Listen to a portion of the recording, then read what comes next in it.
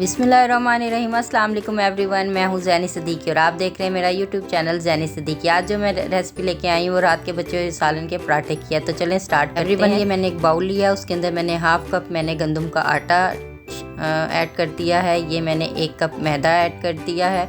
उसके अंदर मैंने हाफ़ टी स्पून मैंने नमक का भी ऐड कर दिया है। ये 1 टेबलस्पून मैंने देसी घी लिया है, इसको भी मैं शामिल कर दूंगी। अब हम इनको मिक्स कर लेंगे। मिक्स करने के बाद इसको पानी के साथ मैं गूंद लूँगी, जैसे नॉर्मल आटा गूंदते हैं हम।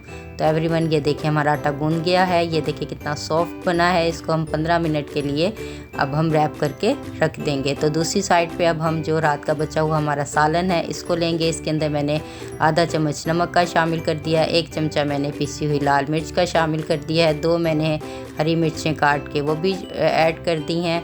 इसके बाद मैंने आधा कप मैंने पुदीना है वो लेकर इसमें शामिल कर दिया है। ये अजवाइन ली है मैंने, 1 खाने का चम्मच ये मैंने ऐड कर दिया है।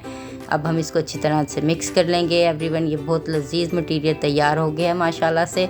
तो अब हम ये आटे के बिस्मिल्लाह, ये अब हम आटे के पेड़े बनाएंगे और अब हम इनको बेल लेंगे। बेलने के बाद फिर हम इसके ऊपर देसी घी लगा के इसी तरह सारे पेड़ों को दोबारा से बना लेंगे।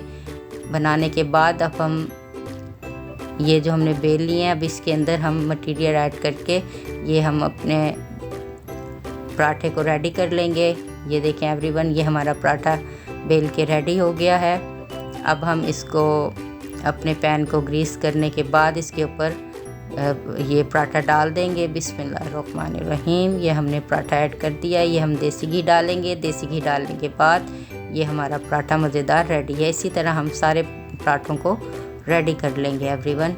ये देखिए हमारे सब पराठे रेडी हो गए हैं। क्या लजीज खुशबू आ रही है। तो एवरीवन, अब मैंने 1 कप में दही ली है। इसके अंदर मैंने ग्रीन चटनी 2 खाने के चम्मच ऐड करके और आधा मैंने चाय का चमचा मैंने नमक ऐड कर दिया। अब इसको अच्छी तरह से मिक्स कर लेंगे। ये मेरी ग्रीन पुदीने की चटनी और दही का रायता रेडी है।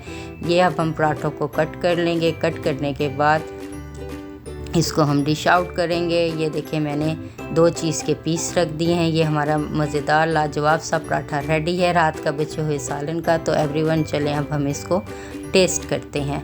बहुत ये इसकी मज़ेदार खुशबू आ रही थी। तो चलें एवरीवन, इसको हम अब टेस्ट करते हैं। बिस्मिल्लाह। यम्मी। तो एवरीवन, आपको मेरे रात के बचे हुए गोभी के सालन की ये पराठे की रेसिपी कैसी लगी? लाइक कीजिएगा, शेयर कीजिएगा, सब्सक्राइब कीजिएगा। अगली रेसिपी के साथ फिर आऊँगी। अल्लाह हाफिज़।